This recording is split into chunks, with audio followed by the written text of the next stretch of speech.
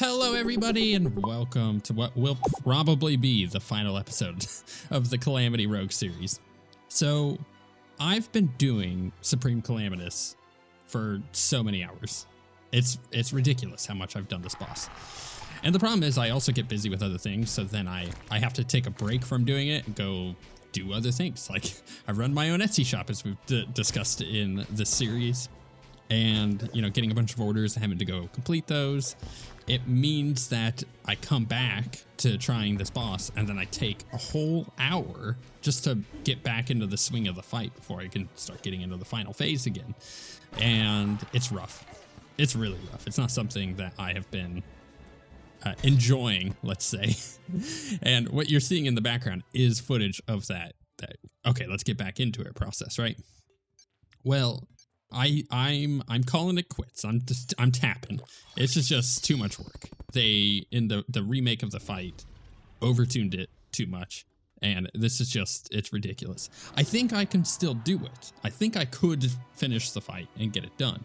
But the amount of time requirement that's going to take is going to be too costly for me. So instead, we're going to start the Thorium series. So you're going to see the first episode of the Thorium series tomorrow on the channel, which would be March 1st, 2022. So in case you're watching this in the future, it's already, we've already started it. Go watch it. I'll be premiering it in the middle of the day, which is YouTube's fancy way of doing like a live version of it. So you can chat with other people at the same time as you're watching it. And I'm super excited for that. I want to talk a little bit more about this fight, and not a negative way, because I feel like I've made my point over the last few episodes of like what I think of it and you know what's frustrating about it and what I like about it and what I don't. But what I want to say is that it is a cool fight. It's got some really good ideas, like being boxed in, or I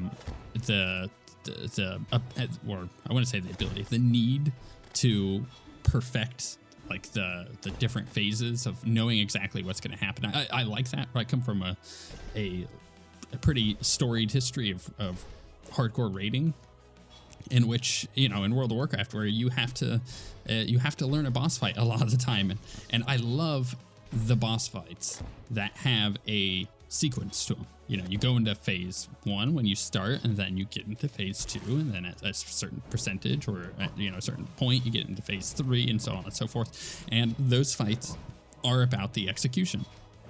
It's about going through those fights and making sure that you you execute each phase as perfectly as you possibly can. Or another way to look at it is that you're minimizing mistakes between each phase. And then, man, when you finally kill one of those bosses, it is one of the most satisfying feelings. The nerd screams happen. It's really, really fun. This is that kind of fight, and that's what I like about it.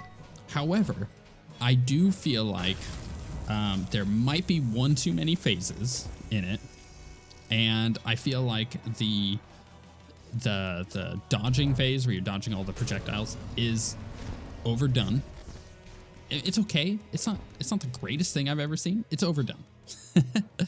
And the fact that you go into it so often and it doesn't really change it up other than adding just more projectiles isn't cool. I don't really like that. I think that's not inspired design in the slightest.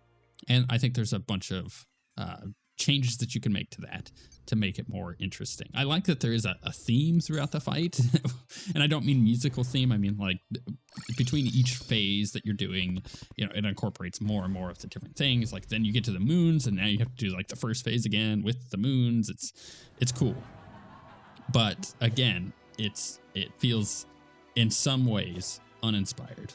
And I like the new fight more than I did the old one, especially when the twins comes out. I think that's the highlight of this fight, in my opinion. But because it is such a short phase and it is the easiest phase of the fight, it just kind of doesn't really work to make a long impression. It just kind of is what it is. But overall, I think they went the right direction with the fight that they decided to go with here for the Drayden update. I just feel like, man, when you compare this the totality of Supreme Calamitous to other fights like the Exomechs. It just feels like it's missing a little bit of pizzazz. Like, they learned a lot in the process of making Calamity, and the new bosses and stuff that they've added throughout the process are really, really cool. But these older ideas don't necessarily merge well with their newer ideas. And that, you know, that's obviously one of the points of trying to redo the fight, rebalance it, whatnot. It just hasn't succeeded for me. So that's my thoughts on that. Overall, I've really enjoyed the Rogue playthrough, even getting to those tougher fights and struggling a little bit like DOG, although that was really fun. Throwing the dumbbell at him and killing him, that was, and you know what, and proving everybody, well, not everybody, but the vast majority of people who were commenting at the time wrong on whether or not that was the choice. And then when I finally used it, they're like, oh, it was really good. And I loved that. Like, that was one of the highlights of the series for me. I've really enjoyed it. So I want to know in the comments, what was your favorite part of the Rogue series? And the reason I want to know this is because this kind of stuff, it's not just to put comments on the video, which makes the video do better, but it's to learn, because I like to learn what you guys like, which means that when I make another video, it's going to be better, because I'll be like, oh, this is what they liked most of this series, or what they liked, you know, out of this series, not just necessarily the most. Like, you could just put like, this is what I enjoyed. And then I can do that in the other series in Thorium, because and this just goes with one of my philosophies of life, which is to always do everything 1% better every day.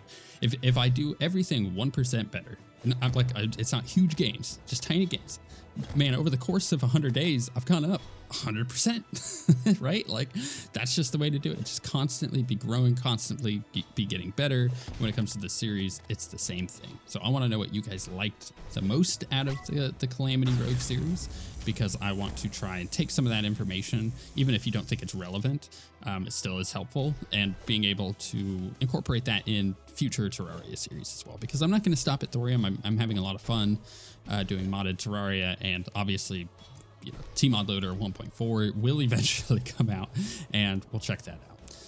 Yeah, so that's currently the plan, just to do Thorium, and I'm looking forward to it. But this is it's a little, I guess, potential thing that might happen in the future. I hold on to all of this stuff. I hold on to these characters and these worlds and stuff. I still have the Calamity Mage character and world saved on the cloud and everything.